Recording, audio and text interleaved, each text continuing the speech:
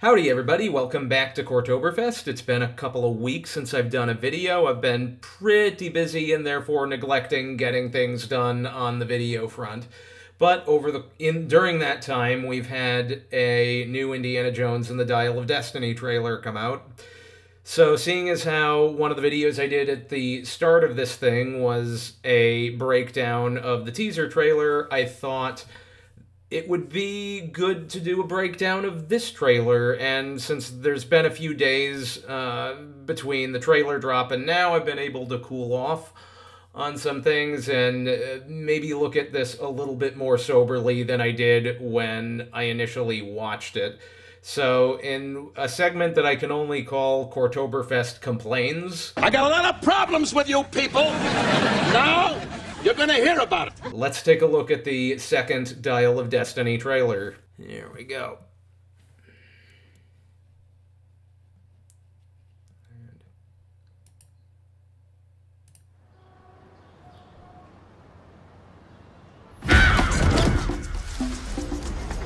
Okay, I gotta stop it right off the bat, and this is not really a criticism of the trailer or the film itself. This is a personal thing. Sympathy for the Devil, for me, is one of the most overused tracks in media. I'm not saying it's a bad song. It's a good song. It's just used to death, in my opinion. And I understand what they're trying to do with the trailer in this context, and I'm assuming it's probably also in the movie. Indiana Jones is a man of the 30s and 40s, and now it's 1969, and the culture has changed drastically around him, and he doesn't recognize the world he lives in anymore. And that's all well and good, but there was a lot of good music in the 60s. Can we pick another song? I mean, especially if you're watching a film about finance or anything business or stock market related, they always dredge up this song, and it's with the attitude of, oh, this character, like, he's a villain, and he's doing bad things. He's snorting coke off a hooker's ass. But also, isn't he kind of cool? Like, that's always the thing, and I'm kind of over it, and it's just, you know, pick a different song. Can we put a moratorium on the use of this song? It's a similar thing with whenever White Rabbit comes up. It's just annoying at this point, because White Rabbit is used for, it's like, look at how crazy this is! And it's like, we get it. Like, the Matrix Revolutions trailer used that, and it's like, come on, there was other music, guys. Pick a different song. That's just me. Nothing to do with the movie.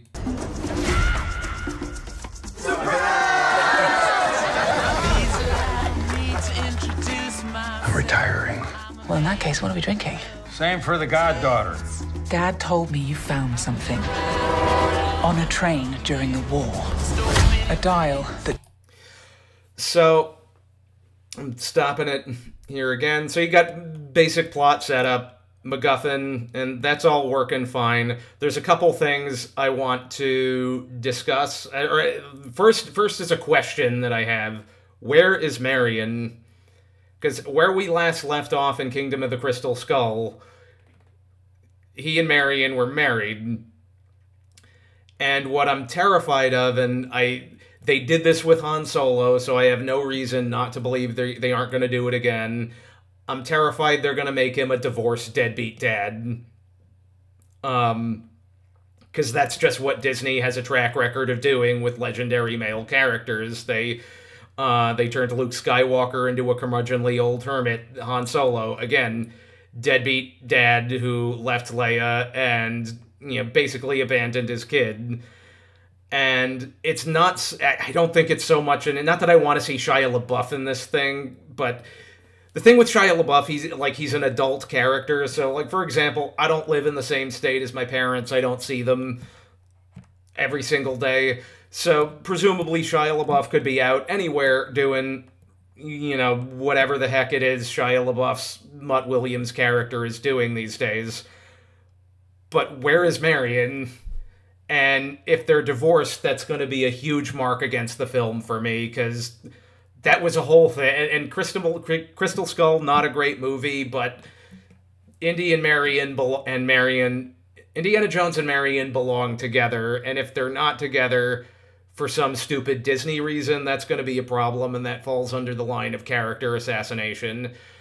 A lazy way out is that they could be doing is the Rocky Balboa route, which is Marion has died. That at least is an explanation that doesn't totally destroy Indiana Jones as a character. So that could be. I mean, having not seen the movie, I don't know. But again, Disney has a track record, which brings me to the other point I want to make at this point in the trailer, is that Phoebe Waller-Bridge gets much more screen time in this trailer than in the previous trailer. And a big problem here is not so much the character. I don't know anything about the character, but it's her reputation. I've never watched Fleabag. I cannot account to its quality. What I know her from is from playing SJW 5000 bot in Solo: A Star Wars Story. And I know her from being in the writing team that literally murdered James Bond. No, God! No, God, please, no! No! No! No! What the f?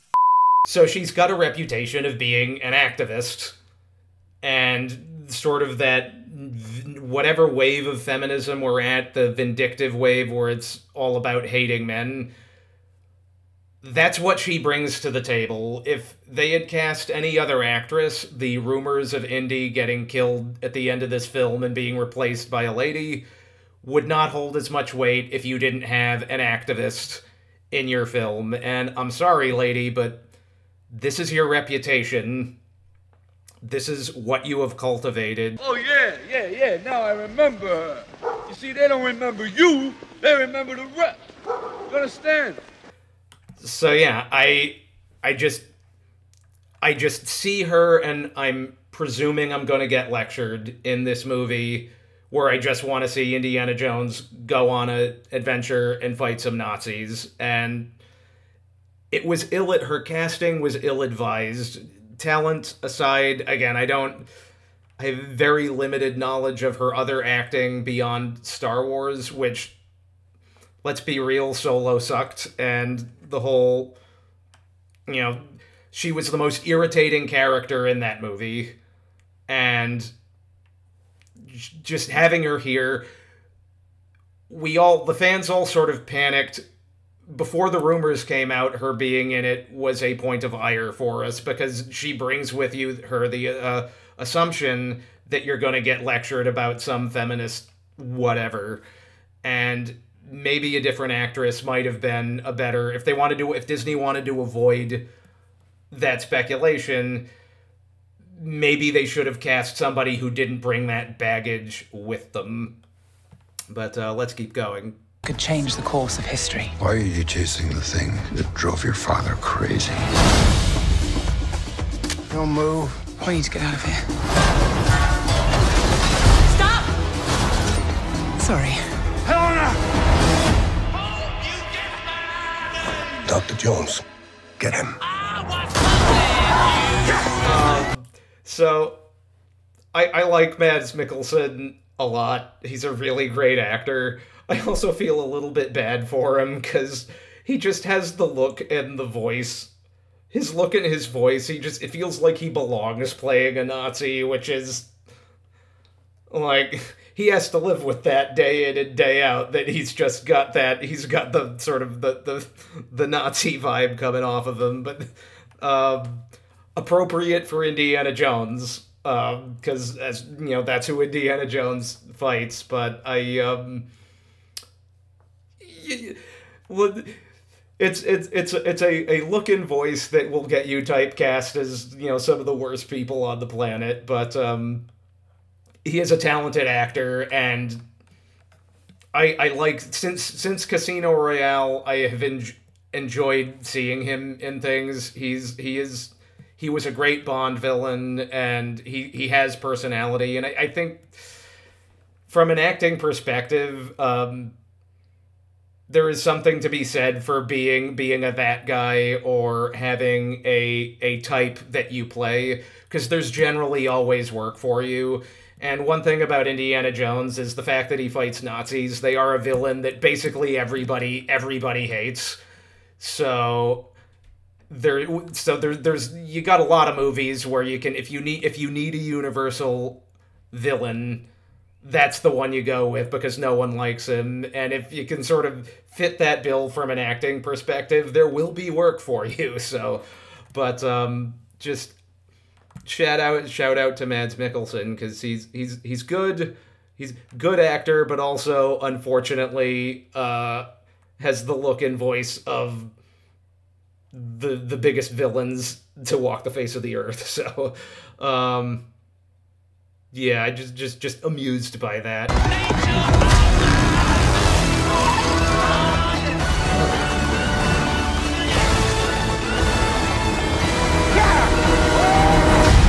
Hitler made me.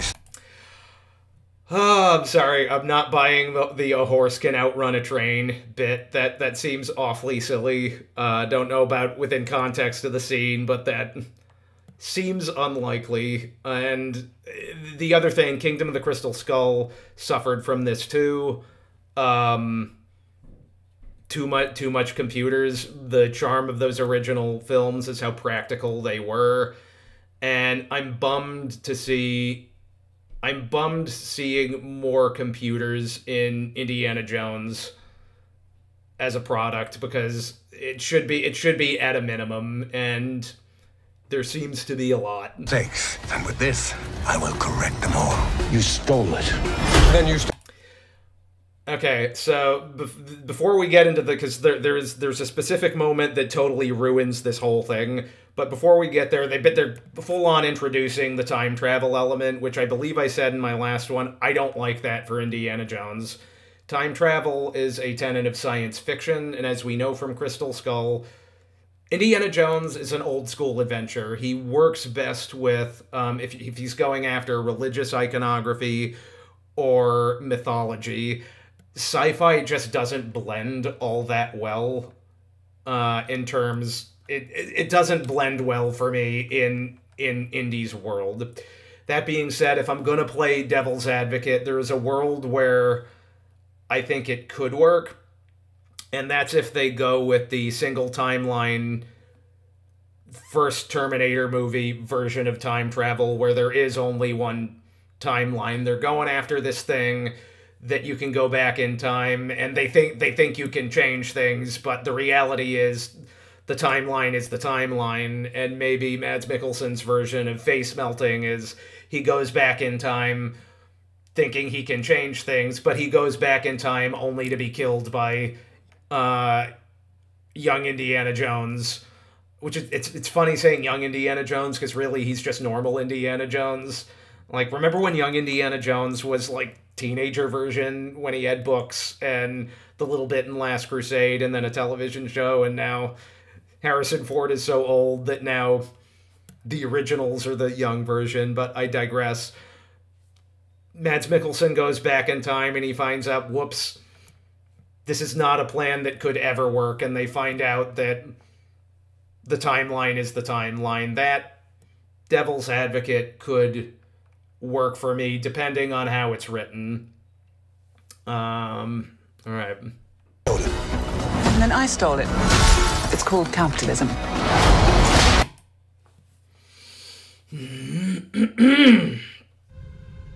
I believe my response would be, go to hell. What Mr. Spock said, and also go yourself, Disney. There is nothing. This is the moment that this is the moment that destroys this trailer, because it says outright that there's going to be ideology in this film, and there is nothing more galling than have having the Walt Disney Corporation, a multi-billion-dollar international corporation, lecturing the public about how capitalism is bad, and also coming off of a film, Ant-Man 3, in which they were plugging socialism. It's just absolutely asinine, and it says right here that if you don't agree with that, if you're conservative, if you believe capitalism... First of all, as presented as capitalism is theft, that's not capitalism. I'm sorry, Disney, that is not capitalism. But it says we're putting ideology in the film. And so if you don't agree with that, we're telling you you're not allowed to enjoy Indiana Jones anymore. This is for all the people who are on the Bernie Sanders of the world is who this is for. And you know what? That's absolutely asinine. It's absolutely asinine, and what pisses me off is that Indiana Jones is a franchise that is meant for everybody, whether you're on the left or on the right. You should be able to go into these movies, and it's a thing we should be able to enjoy together.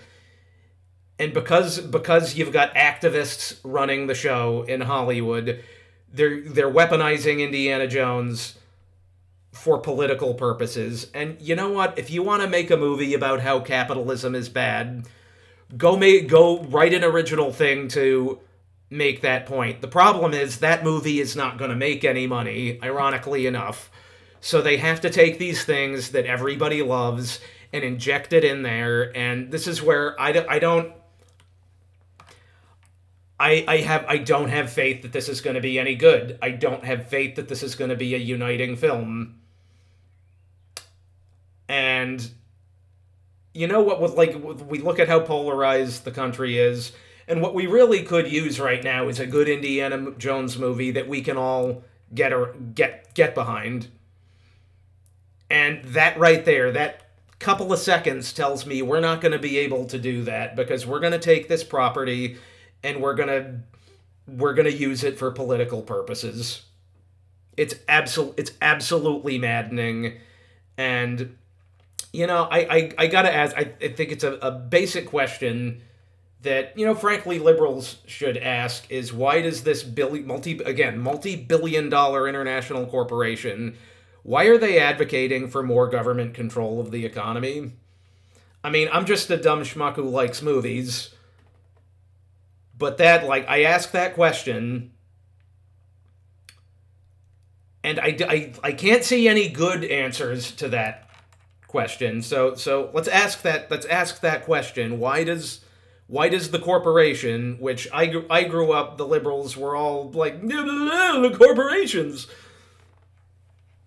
Why are the corporations advocating for socialism? And I do have to point out the irony of course, we had Ant-Man 3, they advocate for it. You got this little bit here where they're saying capitalism is bad. And let's remember who Indiana Jones's chief enemies are. Nazis. Do we remember, historically, Nazis were the National Socialist Party. Did we forget that, Disney? Are we just that stupid, or do we just not care? I'm leaning into they just don't care, but it could be some variation of all of the above, and it just can you see why this makes me so angry? Again, I say this again, Hollywood films are things we should... Entertainment is a thing that we should be able to break bread over, and that town is doing everything in its power to make sure that we can't break bread over things that we should be able to break bread over. And I just find it infuriating, and they need to get out of their bubble. If you live in Los Angeles, you need to travel a little bit. Go see other parts of the country that aren't that aren't in that little conclave of, where you're just being fed things that it's just all the same thought process, and you're not allowed to have any thoughts around that. So yeah, I absolutely blew a gasket, and this is the mild version, what you're getting right now, of just sort of how pissed off that line makes me. Because again, first of all, it is on putting everything else aside, it's a lie. As presented in the trailer, that is not what capitalism is. And again, to be lectured by Disney over capitalism is just, God, just off. Off. Ugh. This way! Fasten your seatbelt. There might be some turbulence. I am interested, getting back to more just logistical things, the, whatchamacallit, the digital de-aging. It does, this is, on principle, I do not like the digital de-aging. I think it opens up a lot of ethical questions, and on top of that, the more we put computers into these things, the more we inject computers into art, the less humanity is in them. And again, by like looking at these trailers, this looks like it's the best that it's ever been done, by far. That being said, I am curious as to, I mean, this is a trailer, so you're getting really quick snippets of time, and so the shot is there and then it's gone and your brain is feeding in the rest. When you have full shots and full dialogue, is there going to be an uncanny valley element to it? That's a question, and I don't know. I think we as biological human people, there's something in the eyes and in the brain that will always be able to tell that something is not quite right there. But you know, we'll see. And I'll also be interested to see how much of this is flashbacks and so on and so forth. You've taken your chances, made your mistakes, and now a final triumph. Indy! Give him hell, Indiana Jones! A few times in my life, I've seen things. I love that she says that. I've been tortured with voodoo. Been shot 9 times, including once by your father. Sorry! But I've been looking for this all my life.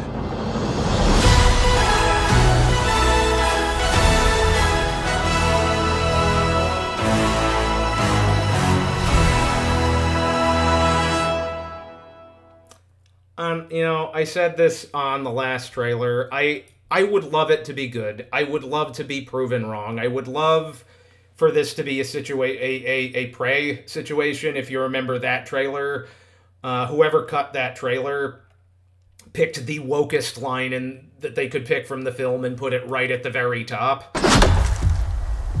Why do you want to hunt? Because you all think that I can't. I don't want to. And it's given the amount of identity politics that Hollywood injects into films, it was very understandable to look at the Prey trailer and think this is going to be, you know, this is just going to be some just diatribe, and it turned out it wasn't. Prey, I thought, was a very mediocre film, but I wouldn't describe it as woke. And that was just, it was a bad trailer. So maybe like they've got the little bit on capitalism in the middle there, and maybe it's just a bad moment in an otherwise, I would say this is, if I'm taking a step back, it's an otherwise fine trailer. You know, that's, you know, it's, you know, saying there's going to be a new Indiana Jones adventure. That moment, again, and it's weird that they stuck it in there, because that is going to be so off-putting to so many people, and if you're trying to sell your film to the broadest possible audience, which this film has to make, like, this was an expensive movie, it's got to make money, and they stuck something in the trailer that's going to piss off a lot of people, and for the life of me, I don't understand how that passed muster, but that moment gives me pause. Phoebe Waller-Bridge's activism gives me pause about this whole thing. And just Disney has a track record of behavior over the past several years of putting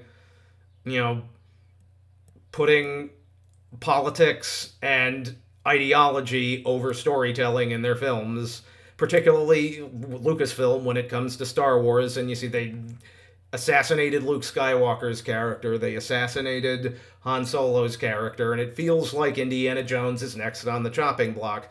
I could be wrong. There was all of those rumors and the rumors of the reshoots.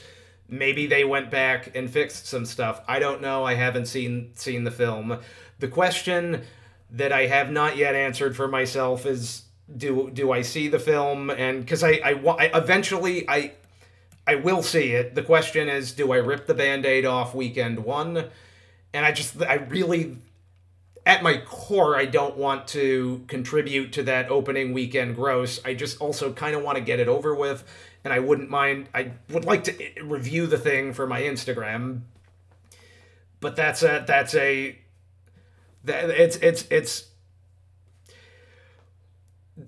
going to be a question of whether morbid curiosity overcomes the principle of I should not pay money to see this movie.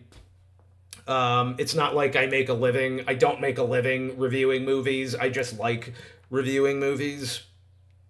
And that's gonna be a tough one, and I got a couple months to, and I grew up on Indiana Jones. He's my favorite Harrison Ford character. He's just cool in every way that I could never be. Like, I'm a dweeb who likes movies, and he's a character I looked up to, and the idea that they could cut his legs out from under him to make some point it makes me angry. And I gotta, again, to the more liberal out there, why wouldn't that make me angry, and why shouldn't that make me angry?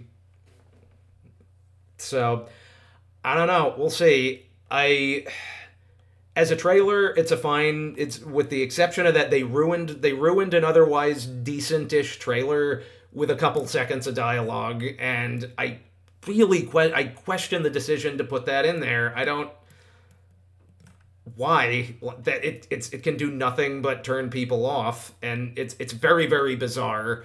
And I'm not an executive, I don't make those decisions, but I didn't go to school for that or anything, but basic logic says don't piss off half the country if your goal is to make money. And again, this movie, from what I'm reading, is the most expensive film Lucasfilm has produced. So it needs to make money, so maybe it ought not to be haranguing capitalism in your trailer. Just a thought. But one thing I didn't mention, and this was, I should have mentioned it more toward the top. I mean, there are ideas in this thing that I find compelling. There was an Empire article a while back on the film. I'm pretty sure it was Empire, where they were talking about, historically, it's 1969, you got the moon landing and NASA, and historically speaking, NASA did recruit ex-Nazis to help build their rockets, and that would be a point of ire for Indiana Jones that the space program was recruiting enemies he's fought all his life to get to the moon, and that's sort of a compelling historical injection to the thing. So there's that basic concept I really like. It's just this whole movie is mired by stuff like this line in the trailer. It's mired by stuff like Phoebe Waller-Bridge's reputation and Disney's reputation for plugging left-wing politics, for saying to half the country, you guys are all awful. And certainly Hollywood at large does that, but Disney right now is one of the worst culprits, and it's just, I don't know what it's going to take to realize that I spent, I went to a liberal college and then spent a decade in Los Angeles.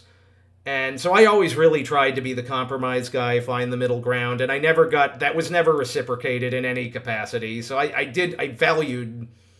used to value, coming to a compromise, but that's something that Hollywood doesn't seem to, because I will acknowledge, as a conservative, I live in a country that also has liberals. At some point, you gotta come to some sort of, livable scenario. But I never, at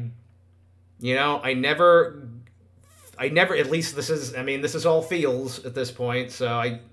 But I don't feel like I was ever reciprocated in the give and take of what compromise is supposed to be, which it is a give and take. And all Hollywood ever does now is take, and that's what happens when you hire activists who put their activism first. And if you can't tell, I have a problem with activism in film because it makes movies. It really does. And there was a Tarantino interview a while back saying we're living through the worst era of film, and he's absolutely right. We are living through just a god-awful sewage pipeline of content. But anyway, so that's my breakdown of this Dial of Destiny trailer. If you want to catch some movie reviews, you can find me on Instagram at Cortoberfest. Like, share, subscribe, leave me a comment, tell me where I'm going wrong, and have a wonderful evening.